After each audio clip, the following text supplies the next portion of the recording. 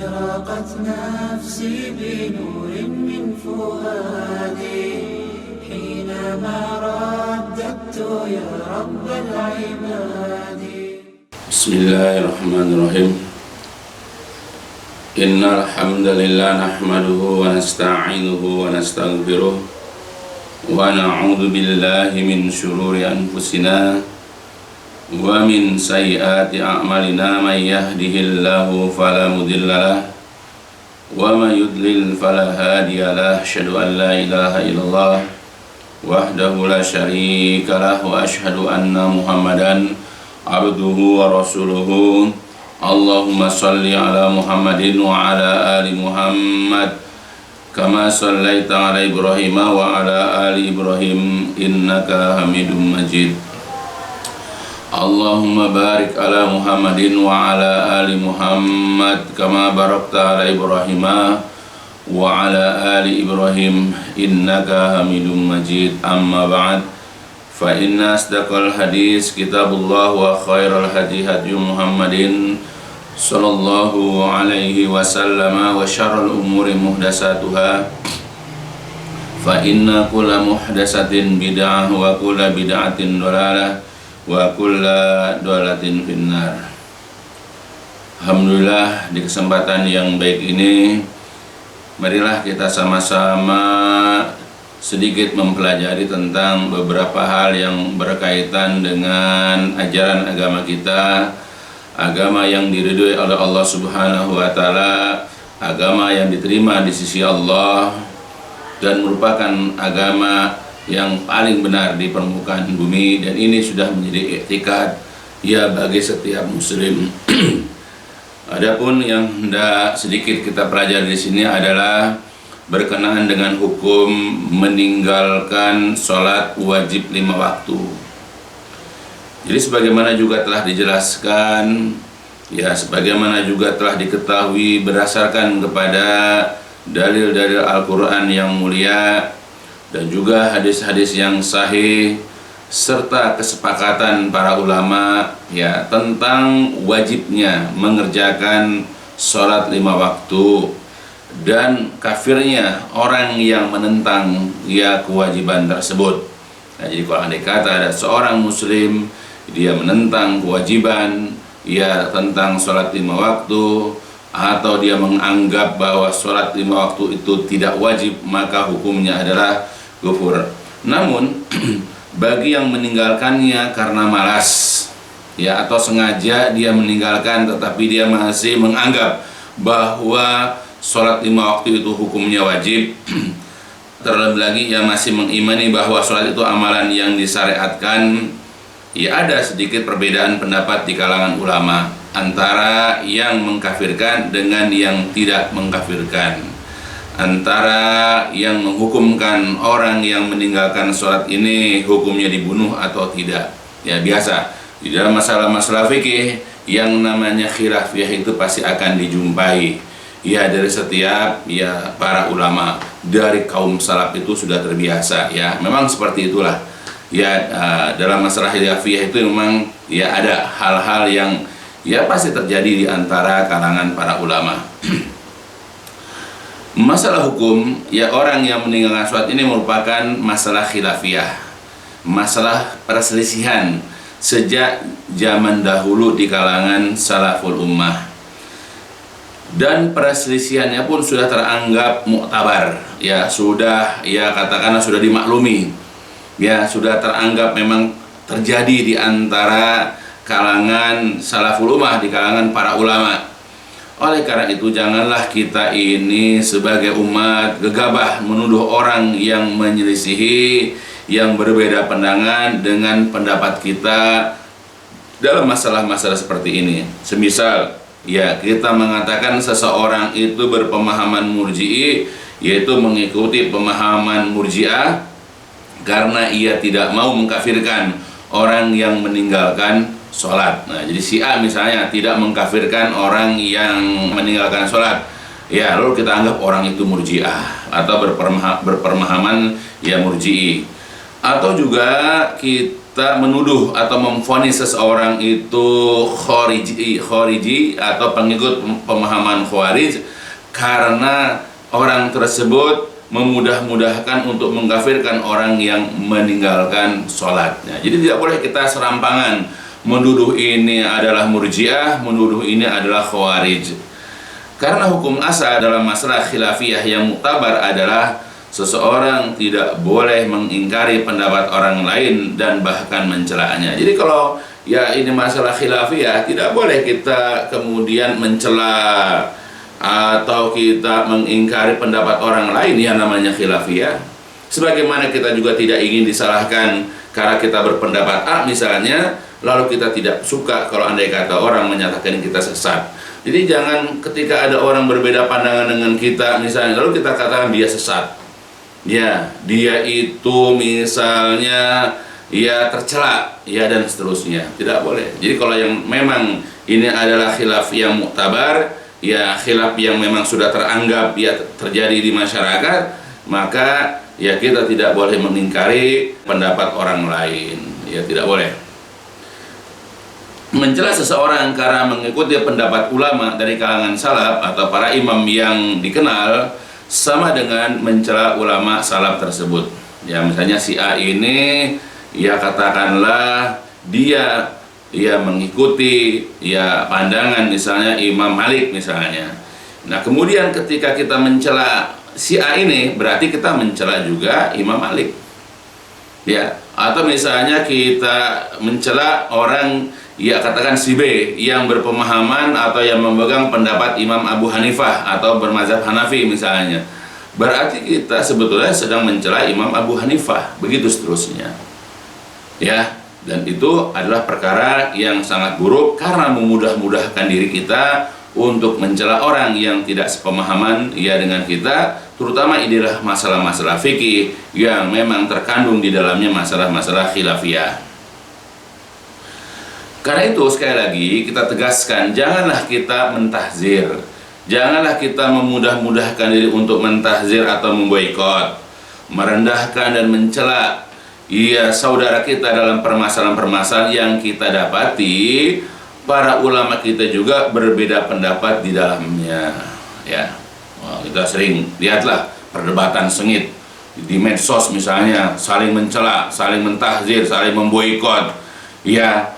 Tentang masalah-masalah yang di dalamnya memang ada khilafiyah dan semua mengakunya benar, semua mengakunya yang paling sahih, yang paling rajih misalnya, dan dia menyesatkan pendapat atau pandangan ya selain daripada dia.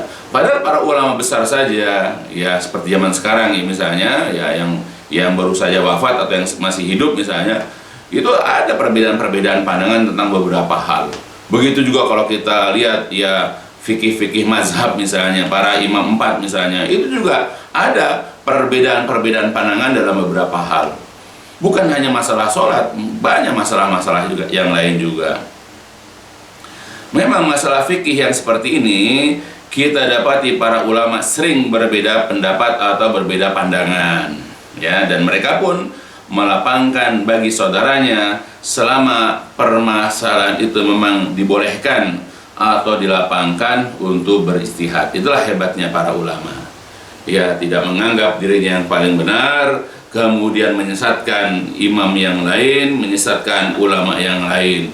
Ya, karena mereka melapangkan. Ini adalah masalah istihad. Ini adalah masalah-masalah yang memang bisa terjadi khilafiyah antara satu dengan yang lainnya. Wajar, karena mungkin ya setiap orang itu bisa jadi berdalil kepada dalil yang sama tapi mempunyai sudut pandang yang berbeda. Nah, kita sebagai umat ya sebagai orang yang belajar sebagai audien ya nggak usah memperuncing, memperkeruh masalah. Ya, berarti kalau kita mencela si A, berarti kita mencela si A ini yang berpandangan kepada Imam A misalnya, berarti kita mencela Imam A. Ya, dan seterusnya. Orang yang meninggal sholat fardu dengan sengaja berarti ia telah melakukan dosa yang sangat besar. Dosanya di sisi Allah Subhanahu wa Ta'ala lebih besar daripada dosa membunuh jiwa yang tidak halal baginya untuk dibunuh. Ya, jadi membunuh jiwa ya itu adalah merupakan dosa besar, tetapi meninggalkan sholat lebih besar lagi dosanya. atau juga dosa mengambil harta orang lain secara batil, misalnya mencuri, merampasnya, menipunya, atau juga lebih besar dosa daripada dosa berzina, mencuri dan minum khamar. Meninggalkan sholat berarti menghadapkan diri kepada hukuman Allah ya azza wa jalla. Kemudian juga menghadap kepada kepada kemurkaan Allah. Nanti ia akan dihinakan oleh Allah Subhanahu wa taala, baik itu di dunia maupun kelak di hari kiamat ya. Nah itu. Jadi ketika ada orang sengaja meninggalkan sholat, ya apalagi dia tidak meyakini tentang kewajiban sholat, bahkan dia melecehkan, bahkan dia meremehkan, mengolok-olok sholat, berarti dia sedang berhadapan dengan Allah ya, dengan membawa kemurkaannya, dengan membawa hukuman yang siap dia akan terima. Nanti kelak Allah akan hinakan dia di dunia ataupun di hari kiamat. Ya na'udzubillah. Maka perhatikanlah baik-baik, jangan menyepelekan masalah kewajiban yang Allah telah wajibkan ya, terutama dalam masalah sholat. Dan kita paham bahwa sholat ini adalah merupakan perkara yang sangat penting di dalam ajaran Islam. Bahkan kita tahu sholat ini adalah merupakan termasuk rukun Islam, bahkan rukun Islam yang kedua. Dan Rasulullah juga sudah menetapkan bahwa sholat ini adalah merupakan tiang agama atau imaduddin. Tentang hukuman di akhirat bagi orang yang menyia-nyiakan sholat, dinyatakan oleh Allah Subhanahu wa taala di dalam firman-Nya, A'udzubillahi minasyaitonirrajim, ma salakakum fi saqar, qalu lam nakum minal musallin. Jadi di hari kiamat nanti ya orang-orang bertanya kepada mereka ya, kepada orang-orang yang masuk neraka, apakah salaka yang memasukkan, apakah yang menjerumuskan kalian fi ke dalam sakor, neraka sakor. Sakor itu nama sebuah neraka. Apa yang menyebabkan kalian masuk ke dalam neraka sakor? Kalau mereka kemudian menjawab, orang-orang yang berada di dalam neraka sakor menjawab, lam naku minal musallin, kami dahulu tidak termasuk orang-orang yang mengerjakan sholat. Nah di sini jelas bahwa penyebab mereka masuk ke dalam neraka sakor adalah karena mereka tidak pernah mengerjakan sholat.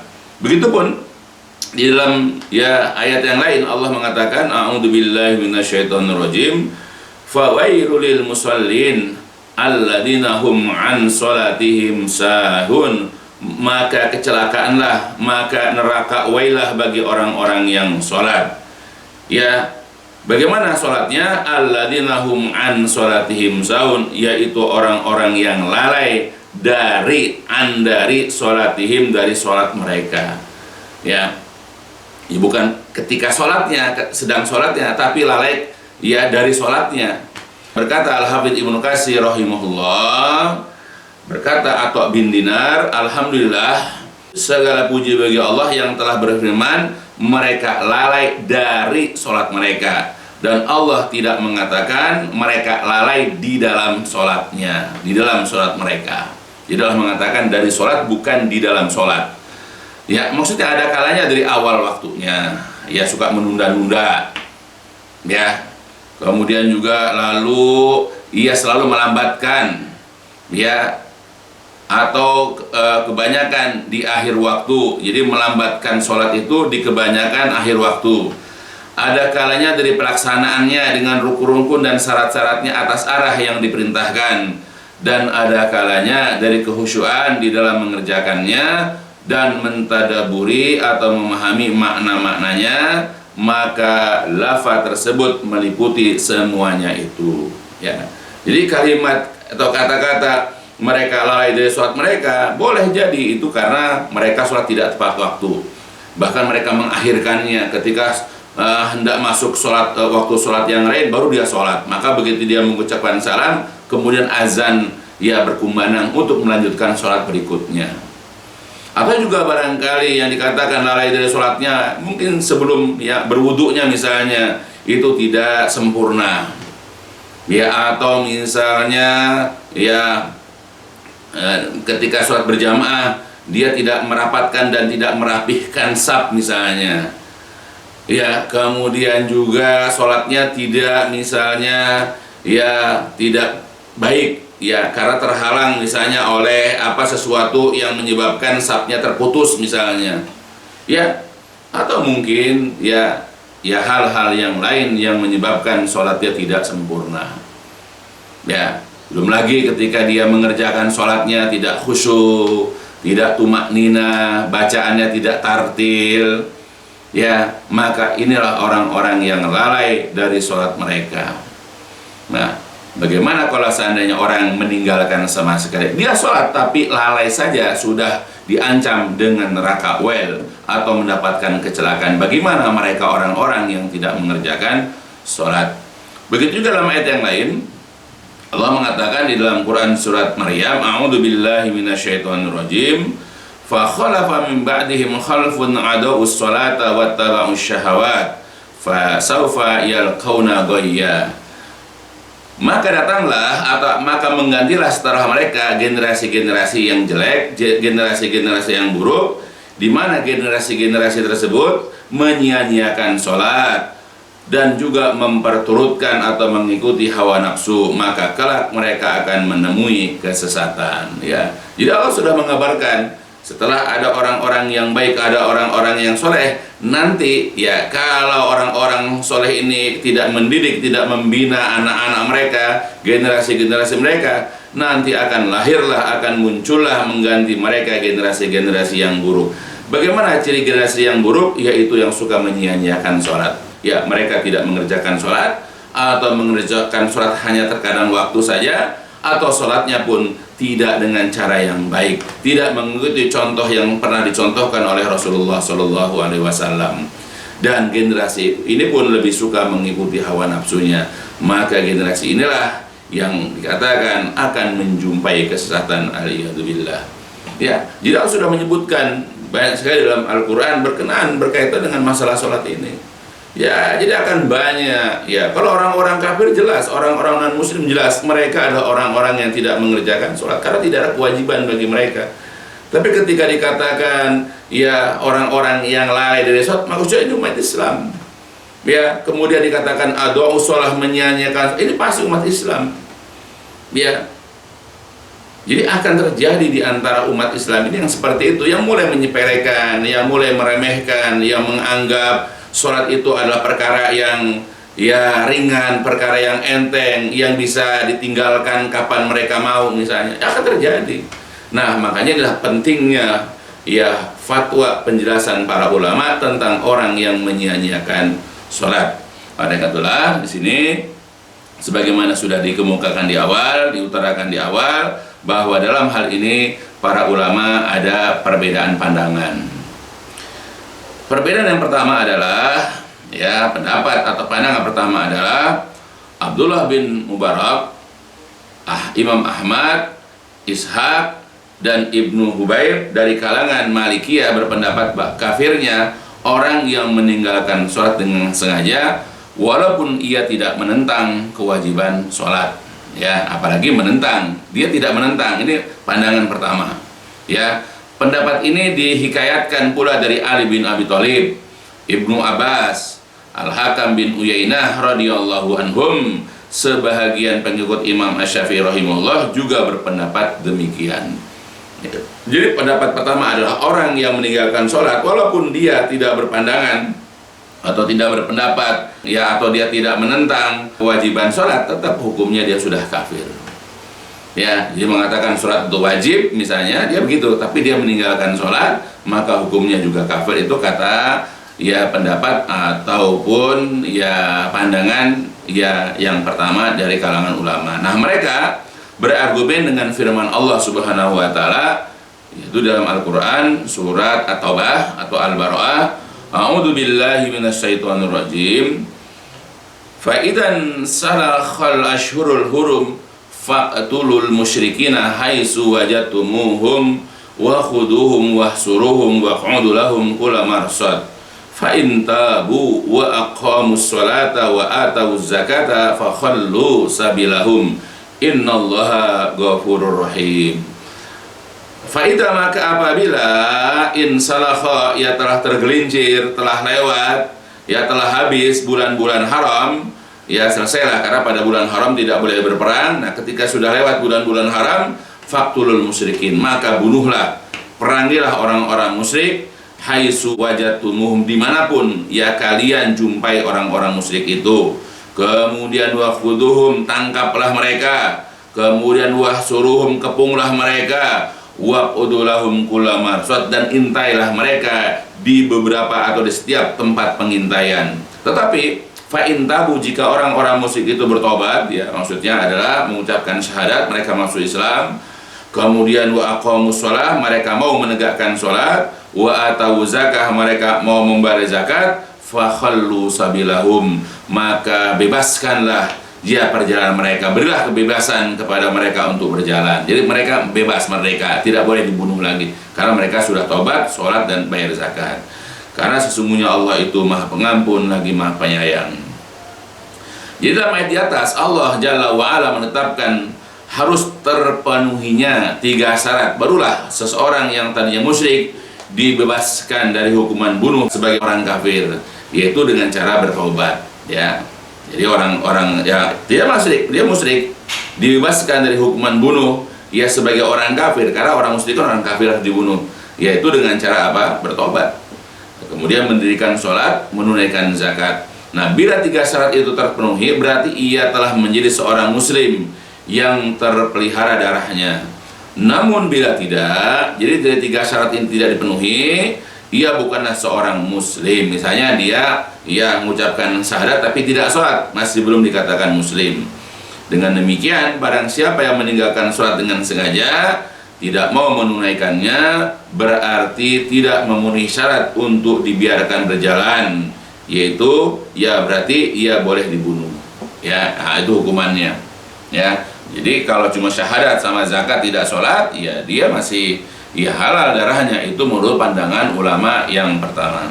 Terus argumen mereka dari hadis ya adalah pertama dari hadis Jabir bin Abdullah radhiyallahu anhu, ia berkata, aku pernah mendengar Nabi SAW bersabda, inna bainar rajuli wa bainasyirki wal kufri tarakus shalah. Sesungguhnya antara seseorang ia dengan kemusyrikan atau kesyirikan dan kekufuran, ia adalah meninggalkan sholat, ya. Jadi seseorang itu bisa syirik atau bisa kafir itu ya meninggalkan sholat. Jadi jikalau seseorang ya kemudian dia itu tidak mengerjakan ya sholat, berarti dia syirik. Seseorang tidak mengerjakan sholat, berarti dia kufur. Demikian pula hadis dari Buraidah bin Husayb radhiyallahu an, ya Rasulullah SAW pernah bersabda, al-ahdul ladzi bainana wa bainahumus shalah, faman tarakaha faqad kafara. Jadi perjanjian antara ya kita, yaitu kaum muslimin, dan mereka ya orang-orang kafir adalah sholat, ya. Jadi perjanjian antara kita dan orang-orang kafir itu ada batasnya, adalah sholat. Maka barang siapa yang meninggalkan sholat, berarti ia telah kafir. Nah, jadi batasnya perjanjian kita itu adalah, jadi kalau andai kata dia tidak mengerjakan sholat, berarti dia sudah kafir. Tapi kalau dia mengerjakan sholat, berarti dia muslim. Nah, dalam 2 hadis di atas dinyatakan secara umum meninggalkan sholat tanpa ada penyebutan meninggalkan karena menentang kewajibannya. Berarti ancaman dalam hadis diberlakukan secara umum, baik bagi orang yang meninggalkan sholat karena menentang kewajibannya ataupun tidak, ya. Pokoknya orang meninggalkan sholat, walaupun dia misalnya mengakui kewajiban sholat, maka hukumnya kafir. Dari Abu Darda radhiyallahu anhu, Rasulullah SAW pernah bersabda, la tusyrik billahi syai'an wa in qutti'ta wa in hurikta wa la tatruk sholatan maktubah muta'amidan, faman tarakaha muta'amidan faqad bari'at minhu zimmah, wa la tashrabil khamra fa innahu miftahu kulli syarrin. Janganlah engkau berbuat syirik sedikit pun, walaupun kamu itu dipotong, walaupun kamu dipotong-potong, ya, atau dibakar. Jangan pula engkau meninggalkan sholat yang wajib dengan sengaja. Maka barang siapa yang meninggalkan sholat dengan sengaja, berarti sungguh-sungguh telah lepas jaminan dia dari dia. Dia tidak dapat jaminan lagi dari Allah dan Rasul. Jangan pula minum khamar, karena sesungguhnya khamar itu adalah merupakan pintu setiap keburukan, setiap kejelekan, setiap kejahatan. Nah, jadi 3 hal di situ. Jangan berbuat syirik, walaupun dipaksa misalnya dengan cara dibunuh, ya, atau dibakar, maka jauhkan perbuatan syirik. Yang kedua, kerjakan sholat. Karena orang yang meninggalkan sholat, ya, maka ia telah lepas jaminan perlindungan Allah dan Rasul kepada dia. Dan yang ketiga adalah jangan sekali-kali minum khamar. Karena sekali minum khamar, berbagai macam pintu kejahatan terbuka untuk dia lakukan.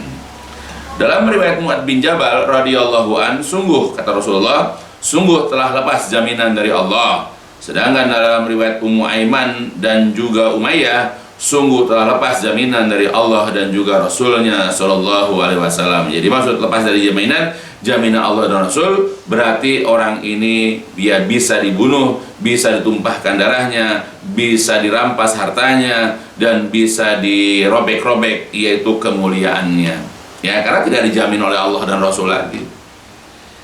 Demikian pula pernyataan para sahabat Nabi Shallallahu Alaihi Wasallam ya tentang kufurnya orang yang meninggalkan sholat. Yang pertama adalah Umar bin Khattab radhiyallahu anhu pernah berkata, la hazwa fil Islam liman tarokas sholat. Tidak ada bahagian sedikit pun dalam Islam bagi orang yang meninggalkan sholat. Ya, jadi dia tidak memiliki bahagian Islam sedikit pun. Ya hanya gara-gara meninggalkan sholat. Begitupun Ali bin Abi Thalib radhiyallahu anhu pernah berkata, malam yusalli fahuwa kafir. Jadi barang siapa yang tidak mengerjakan sholat, maka sungguh-sungguh dia telah kafir. Abdullah bin Mas'ud radhiyallahu anhu berkata, man taraka sholata fala dinalah.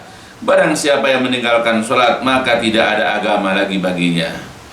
Abu Darda radhiyallahu anhu berkata, la imana liman la sholata lahu wa la sholata liman la wudu'a lahu. Tidak ada keimanan bagi orang yang tidak mengerjakan sholat, dan tidak sah atau tidak sah sholat bagi orang yang tidak memiliki wudu atau bagi yang tidak berwudu. Begitupun berkata Al-Hakam bin Utaibah radhiyallahu an, barang siapa yang meninggalkan sholat dengan sengaja, maka sungguh-sungguh ia telah kafir. Barang siapa yang meninggalkan zakat dengan sengaja, maka sungguh-sungguh ia telah kafir. Dan barang siapa yang meninggalkan haji dengan sengaja, maka sungguh-sungguh ia telah kafir. Dan barang siapa yang meninggalkan saum atau puasa dengan sengaja, maka sungguh-sungguh ia telah kafir. Nah, jadi kalau Al-Hakam bin Utaibah, ia mengatakan siapapun orang yang meninggalkan rukun Islam dengan sengaja, apakah sholat, zakat, puasa ataupun haji, hukumnya kafir.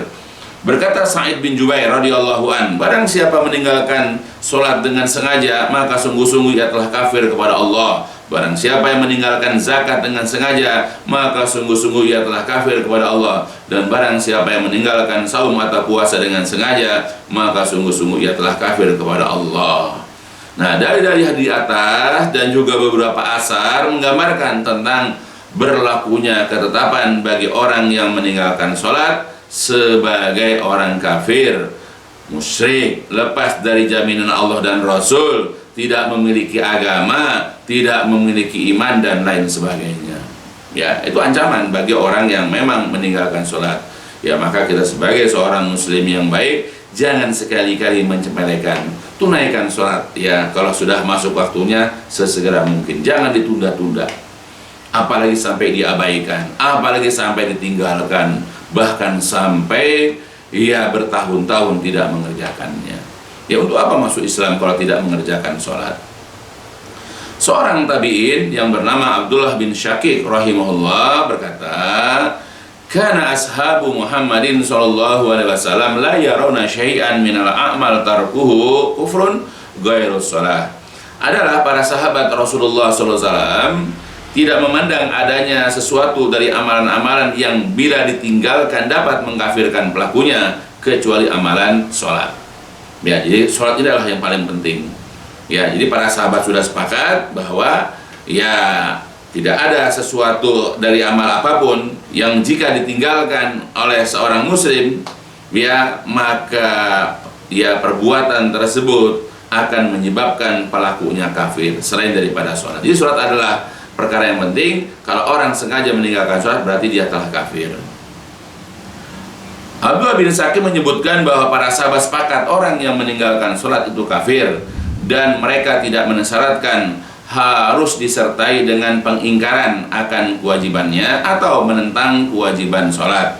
Karena yang mengatakan sholat itu tidak wajib, jelas sekali kekafirannya bagi semua orang. Ya, kita sepakat bahwa siapapun muslim yang mengatakan bahwa sholat itu tidak wajib, boleh ditinggalkan, tidak dikerjakan, tidak mengapa-ngapa, tidak mengerjakan sholat, ya, atau misalnya bahkan dia mengolok-olok ya ibadah sholat, maka para ulama sepakat bahwa dia telah kafir. Jadi yang dikatakan perselisihan atau khilafiyah adalah ya orang yang menyatakan bahwa sholat itu wajib tapi tidak mengerjakan sholat. Nah, ini yang jadi khilafiyah.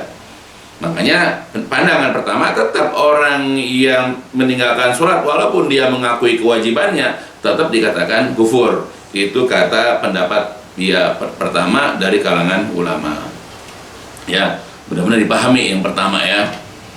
Nah, sekarang pandangan yang kedua di antara para ulama, yaitu sementara itu dinukilkan pula pendapat mayoritas ulama yang memandang tidak atau belum kafirnya orang yang meninggalkan sholat secara sengaja. Al-Imam Abdul Haq Al-Ishbili rahimahullah dalam kitabnya menyatakan, seluruh kaum muslimin dari kalangan ahlu sunnah, baik ahli hadisnya maupun selain mereka, berpendapat bahwa orang yang meninggalkan sholat secara sengaja dalam keadaan ia mengimani kewajiban sholat dan mengakui atau menetapkannya, tidaklah dikafirkan, namun dia telah melakukan suatu perbuatan dosa yang sangat besar. Adapun hadis Nabi SAW yang secara zahir, yang secara jelas menyebutkan kafirnya orang yang meninggalkan sholat, demikian pula ucapan Umar bin Khattab radhiyallahu an dan selainnya, mereka takwil sebagaimana mereka mentakwil sabda Nabi SAW, di mana Rasul pernah mengatakan, la yazni zani hina yazni wa huwa mu'min. Tidaklah berzina orang yang berzina ketika dia berzina dalam keadaan dia beriman. Artinya orang ketika melakukan maksiat zina, nah saat itu dia tidak dalam keadaan beriman. Tapi bukan dia kemudian keluar atau murtad dari Islam. Dia masih Islam, cuma imannya yang hilang. Ya, jadi masih ada. Makanya ketika orang berzina itu misalnya dikenakan had hukuman, ya hukumannya bukan hukuman seperti orang murtad, yaitu dipenggal kepalanya, tapi dia dirajam atau minimal orang itu dicambuk dengan 100 kali cambukan. Berarti masih terkena hukum Islam. Ya, begitupun tidaklah mencuri orang yang mencuri ketika mencuri dalam keadaan beriman. Ketika orang mencuri, nah pada saat dia mencuri dalam kondisi dia tidak beriman, tapi dia muslim, tidak keluar dari Islam, makanya dipotong secara hukum Islam, dihukum secara ajaran Islam, hukum Islam, yaitu dipotong tangannya. Begitu juga ya yang lain-lainnya. Nah, jadi mentakwil hadis ini. Demikian pula hadis-hadis lain yang senada dengan ini. Adapun ahli ilmu yang berpendapat dibunuhnya orang meninggalkan sholat hanyalah dimaksudkan ia dibunuh secara hukum had, bukan karena ia kafir. Demikian pendapat dipegang oleh Imam Malik, Imam Asy-Syafi'i dan selain keduanya. Ya, jadi ada beberapa pendapat di antara ulama bahwa orang yang meninggalkan sholat dengan sengaja dia itu dikenakan had, itu dibunuh. Tapi ingat, dibunuhnya itu karena meninggalkan sholatnya, bukan karena kafirnya. Ya, sebagaimana orang mencuri dipotong tangan, orang membunuh dia dibunuh, ya orang minum khamar dicambuk dan seterusnya, itu adalah had. Ya, dia masih muslim, ya bukan dia keluar dari Islam. Nah, makanya orang yang tidak mengerjakan sholat dia dibunuh bukan dia karena murtad atau keluar dari Islamnya, tapi karena sekedar meninggalkan yaitu kewajiban, yaitu dia merupakan perbuatan dosa besar. Ya, sebagaimana dijelaskan ya barusan ya, dan ini dipegang oleh Imam Malik, Imam Syafi'i dan selain keduanya. Berkata Hamad bin Yazid makhul Imam Malik, Imam Asy-Syafi'i rahimahumullah, orang yang meninggalkan sholat seperti ini, ya sekali lagi, orang yang meninggalkan sholat itu seperti orang yang murtad. Nah, jadi orang yang meninggalkan sholat itu hukumnya seperti orang murtad, namun ia tidak keluar dari agama, jadi masih muslim. Ya, dia masih Islam. Ya, tapi dihukumkan seperti bukan murtad, tapi seperti orang murtad. Ya, karena kerasnya hukuman bagi orang yang meninggalkan sholat, dihukumkan seperti orang murtad, tapi tidak keluar dari agama. Itu pendapat Imam Ahmad bin Yazid, makul Imam Malik dan juga Imam Asy-Syafi'i. Berkata Dr. Abdul Azim bin Badawi hafizahullah, namun yang rajih atau pendapat yang terkuat dari pendapat para ulama bahwa yang dimaksud dengan kufur di sini adalah kufur asghar, kufur kecil yang tidak mengeluarkan pelakunya dari agama. ya, atau kufur amali, ya, kufur perbuatan, ya. Karena orang yang melakukan kufur amal ini, ya kufur kecil ini, ya hanya melakukan dosa yang sangat besar, tetapi tidak mengeluarkan dia dari Islam, tidak menyebabkan dia murtad. Al-Hafidz Al-Iraqi rahimahumullah berkata, jumhur ahli ilmu berpendapat tidak kafirnya orang yang meninggalkan sholat bila memang ia tidak menentang kewajibannya. Ini merupakan pendapat para imam Abu Hanifah, Imam Malik, Asy-Syafi'i, dan juga satu riwayat dari Imam Ahmad bin Hambal, ya. Dan juga ya dalil yang dipakai oleh jumhur ulama, ya, jadi dalil-dalil yang dipakai oleh jumhur ulama bahwa orang yang meninggalkan sholat itu tidak sampai kepada kafir yang keluar dari Islam adalah firman Allah Azza wa Jalla di dalam Quran surat An-Nisa, A'udzubillahi minasyaitonirrajim. Innallaha la yaghfiru an yushraka bihi wa yaghfiru ma duna dzalika liman yasha. Innallaha, sesungguhnya Allah, la yaghfiru, tidak akan mengampuni, yaitu ayyushraka bihi, dosa mempersekutukan sesuatu dengan Allah. Sesungguhnya Allah tidak akan mengampuni dosa syirik, tetapi wa yaghfiru ma duna dzalika liman yasha, tetapi Allah akan mengampuni dosa selain syirik bagi siapa saja yang dikehendakinya. Jadi dosa syirik tidak akan diampuni, sedangkan selainnya boleh jadi akan Allah ampuni. Nah, diantaranya orang yang meninggalkan sholat. Sementara tidak mengerjakan sholat bukan perbuatan syirik, namun salah satu perbuatan dosa besar yang Allah Azza wa Jalla janjikan untuk diberikan pengampunan bagi siapa yang Allah kehendaki. Ingat ya, jadi berdasarkan kepada ayat di atas, ya, perbuatan tidak mengerjakan sholat, meninggalkan sholat itu bukan perbuatan syirik, ya. Namun, ya, meninggalkan sholat itu adalah merupakan salah satu perbuatan dosa yang sangat besar yang Allah janjikan untuk diberikan pengampunan, ya, bagi siapa saja yang Allah kehendaki. Jadi boleh jadi diampuni, boleh jadi tidak. Juga hadis-hadis, ya, juga hadis tentang masalah ini banyak. Di antaranya ada hadis dari Ubadah bin Samit radhiyallahu an, dari Rasulullah sallallahu alaihi wasallam, beliau bersabda, khamsu shalawatin katabahunallah 'alal ibad faman jabihinna lam yudayyi minhunna syai'an istighfafan bihaqqihinna kana lahu indallahi ahdun ayyudkhilahul jannah wa ma lam ya'ti bihinna falaysa lahu indallahi ahdun in syaa'a adzabahu wa in syaa'a adkhalahul jannah.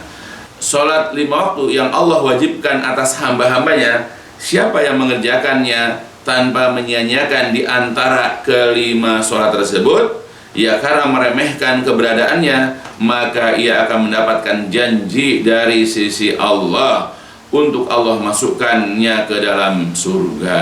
Nah, jadi kalau andai kata orang sholat 5 waktu, tidak meremehkan sholat-sholat di antara itu, pokoknya tepat waktu, dia segera dalam keadaan ikhlas, mencontoh Nabi dan seterusnya, ya, kemudian dia melakukannya karena Allah, maka ia akan mendapatkan janji dari Allah. Janji apa? Allah akan masukkan dia ke dalam surga.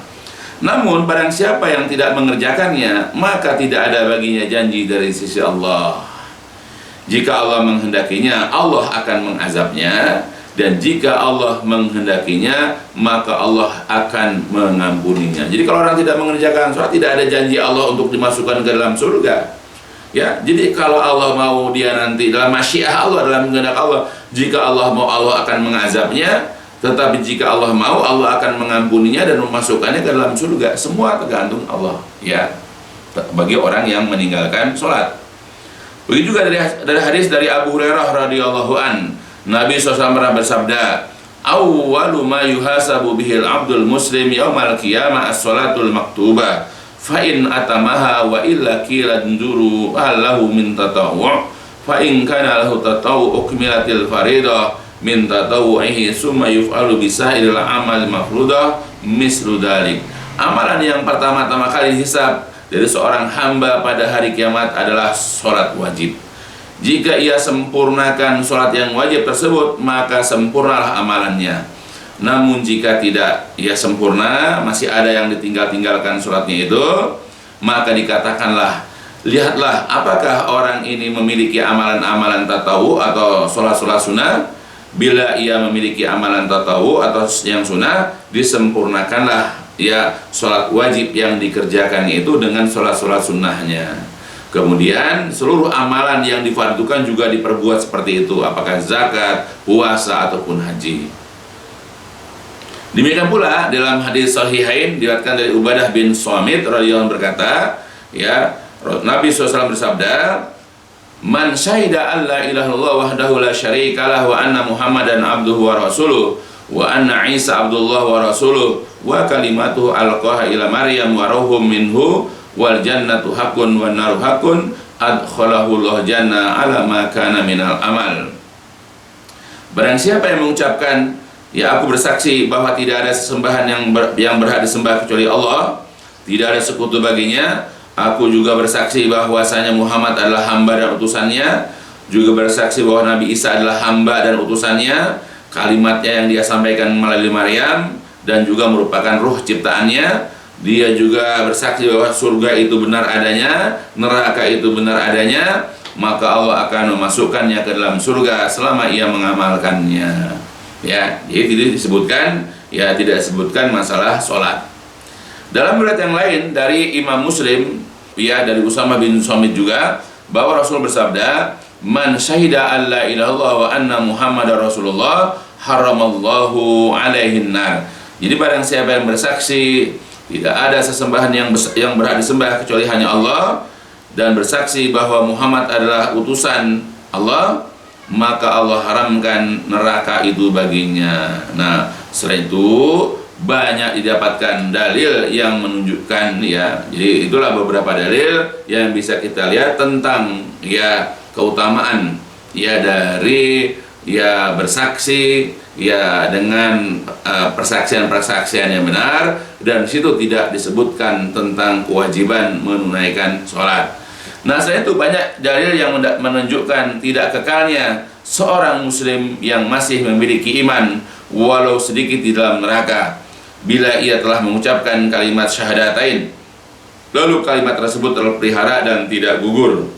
Seperti misalnya hadis Anas bin Malik radhiyallahu an berkata, Rasul bersabda, "Yakhruju minan nar man qala la ilallah wa fi qalbihi waznu sya'irah min khairin. Wa yakhruju minan nar man qala la ilaha illallah wa fi qalbihi waznu burratin min khairin. Wa yakhruju minan nar man qala la ilaha illallah wa fi qalbihi waznu darratin min khairin." Akan keluar dari neraka orang yang mengucapkan kalimat la ilallah dan di dalam hatinya ada kebaikan iman walaupun hanya seberat syair, yaitu satu jenis gandum. Kemudian akan keluar dari neraka yang mengucapkan kalimat la ilallah dan di hati ada kebaikan sebesar burrah, yaitu juga jenis gandum. Kemudian akan dikeluarkan dari neraka orang yang mengucapkan kalimat la ilallah dan di dalam hatinya ada kebaikan sebesar zarah atau bisawi. Nah, ulama yang berpandangan tidak kafirnya orang yang meninggalkan sholat tidaklah kemudian membebaskan pelakunya dari hukuman atau meringan-ringankan hukumannya. Bahkan sebaliknya, hukuman berat dijatuhkan sebagaimana yang akan dibaca keterangan seperti berikut ini. Ya, jadi bukan berarti ulama-ulama yang tidak mengkafirkan orang yang meninggalkan sholat itu kemudian mengenteng-entengkan, memudah-mudahkan, ya, hukum. Ya, tetap orang yang meninggalkan sholat, ya, itu nanti akan mendapatkan hukuman yang berat. Ya, ya, biantara misalnya kalau ini dia sampai dibunuh misalnya, itu baru di dunia. Ya, jadi bukan berarti kemudian pelakunya bebas dari hukuman Allah. Ya, tidak. Ya, jadi tetap, ya, walaupun, ya, kita ada berpandangan bahwa orang yang meninggalkan sholat itu dan dia mengakui bahwa sholat itu hukumnya wajib, maka hukumnya hanyalah dia kufur tetapi tidak keluar dari Islam. Tapi dalam hal ini kita, ya, atau para ulama bukan berarti membebaskan pelakunya dari hukuman. Nah, sebagaimana keterangan di bawah ini, Ibnu Syihab Az-Zuhri, Sa'id bin Musayyab, Umar bin Abdul Aziz, Imam Abu Hanifah, Daud bin Ali, dan Al-Muzani berpendapat orang yang meninggalkan sholat karena malas tidaklah divonis kafir, namun ia adalah orang fasik. Ia harus ditahan atau dipenjara oleh pemerintah kaum muslimin dan dipukul dengan pukulan yang keras sampai darahnya bercucuran. Hukuman ini terus ditimpakan padanya sampai ia mau bertaubat dan mengerjakan sholat, atau sampai mati di dalam penjara. Hukuman bunuh tidak sampai dijatuhkan padanya kecuali bila ia menentang kewajiban sholat, karena ada hadis Ibnu Mas'ud radhiyallahu an dari Nabi SAW berikut ini. Kata Rasulullah, la yahilu dama mri'in muslim yashhadu an la ilaha illallah wa anni rasulullah illa bi ihda salasin, an-nafsu bi nafsi was-sayyibu zani wal mufariq li dinihi at-tariku lil jamaah. Tidak halal ditumpahkan darah seseorang yang bersaksi bahwa tidak ada sesembahan yang berhak untuk diibadahi kecuali Allah saja, dan ia bersaksi bahwasanya aku adalah utusan Allah, kecuali ya karena salah satu dari 3 kelompok ini.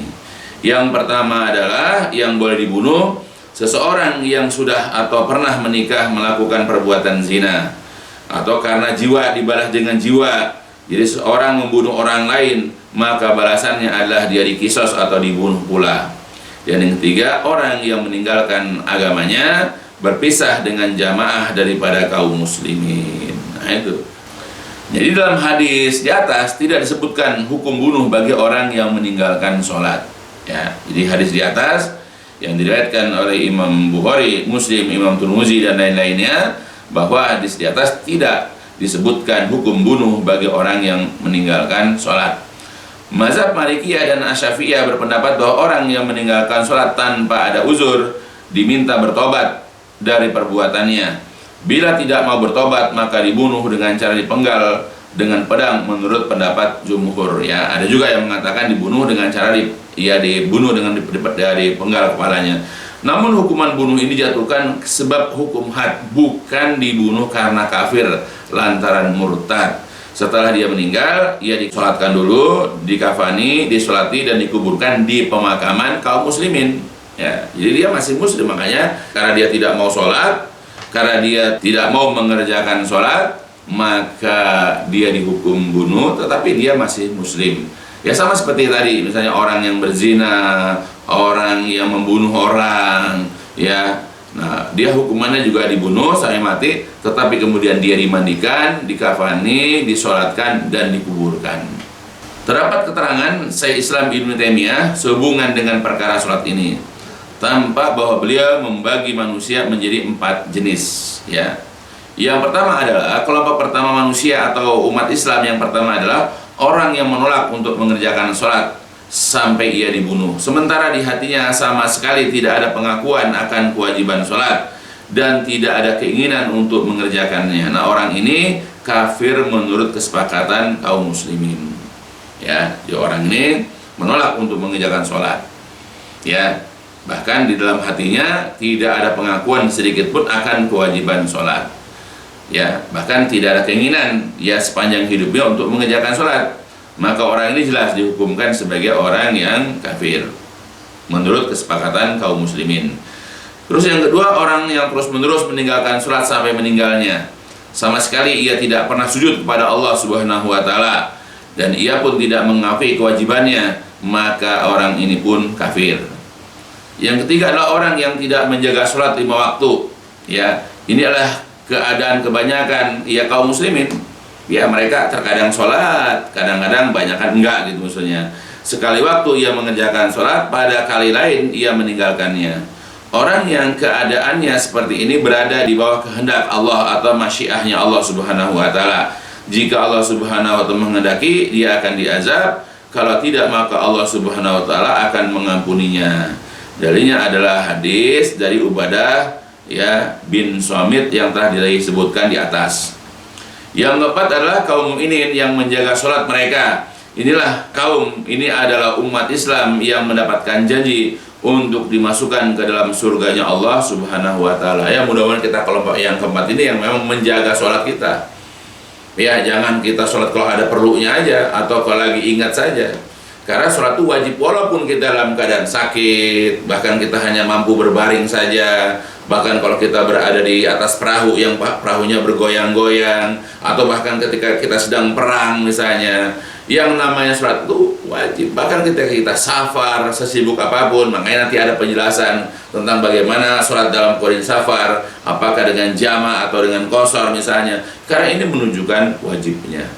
Maka kita tidak boleh menyepelekannya. Nah, jagalah, pelihara sholat sebaik-baiknya. Jangan ada rasa malas, karena sifat malas ini adalah merupakan sifat memang dari umat Islam, tetapi dia ini orang munafik. Karena Allah mengatakan dalam Al-Quran, Allah mengatakan tentang sifat orang munafik, idza qamu ila shalah qamu kusala. Apabila mereka itu berdiri untuk sholat, mereka sholatnya malas-malasan. Sholat tapi malas. Ya, gitu. Jadi, ini sifat orang munafik. Ya, makanya janganlah sampai kita timbul malas, apalagi meninggalkannya, apalagi tidak menyatakan hukumnya wajib. Kita nganggap sepele, nganggap enteng tentang kewajiban sholat. Dari perbedaan pendapat yang ada dan telah disebutkan di atas, yaitu Syekhul Islam Ibnu Taimiyah lebih condong pada pendapat yang menyatakan tidak kafir, karena perbuatan tersebut termasuk kufrun duna kufrin, yaitu kekufuran yang tidak menyebabkan jatuh ke dalam kekufuran, yaitu murtad atau keluar dari Islam. Dan ini adalah pendapat yang menenangkan hati kami, wallahu alam bissawab. Imam An-Nawawi rahimahullah berkata, ketika menguatkan pendapat ini, terus menerus kaum muslimin saling mewarisi dengan orang yang meninggalkan sholat dari kalangan kerabat mereka. Seandainya orang yang meninggalkan sholat itu kafir dan tidak akan diampuni dosanya, tentu tidak boleh mewarisi dan tidak mewariskan harta kepada kerabatnya. Adapun jawaban argumen yang dibawakan oleh orang yang berpendapat kafirnya orang yang meninggalkan sholat dengan hadis Jabir, hadis Buraidah, dan riwayat Abdullah bin Sakik adalah hadis-hadis yang tersebut dibawa maknanya kepada orang yang meninggalkan sholat akan menjadi serikat bagi orang kafir dalam sebagian hukum yang diberlakukan kepadanya, yaitu ia dibunuh. Dengan takwil ini terkumpullah nas-nas syariat dan kaidah-kaidah yang telah disebutkan. Jadi artinya kalau andai kata orang yang meninggalkan sholat itu hukumnya kafir, maka dia tidak mewarisi dan tidak akan diwarisi hartanya. Ini menunjukkan bahwa orang itu belum sampai kepada tingkat kafir yang keluar dari Islam. Sebab kalau dia kafir keluar dari Islam, kalau dia mati, ahli warisnya tidak akan mendapatkan warisan. Atau kalau misalnya keluarganya ada yang meninggal, dia tidak dapat mewariskan kalau dikatakan dia kafir keluar dari Islam. Jadi jagalah sholat sebaik-baiknya. Jadi jangan sepelekan, walaupun ada yang mengkafirkan atau sampai kepada tidak yang mengkafirkan, jangan kita merasa tenang kalau tidak dikafirkan. Tetap yang namanya meninggalkan sholat itu hukumnya besar sekali. Merupakan perbuatan yang sangat tercela, mendapatkan ancaman neraka, mendapatkan hukuman di dunia, bahkan sini kalau sampai tegak hukum Islam dia bisa dibunuh juga, karena hak orang yang diantara sengaja meninggalkan sholat adalah hukumnya dibunuh. Berat sekali. Nauzubillah min dzalik. Makanya jagalah dan pelihara sholat. Nah, kemudian ada pertanyaan kepada Syekh Abdul Aziz bin Baz. Apa hukum orang yang mati dalam keadaan tidak pernah melaksanakan sholat 5 waktu, padahal diketahui bahwa kedua orang tua dari mayit tersebut adalah muslim? Bagaimanakah muamalah dengan mereka dalam hal memandikan, mengkafani, menyolatkan, menguburkan, mendoakan, dan memohonkan rahmat padanya?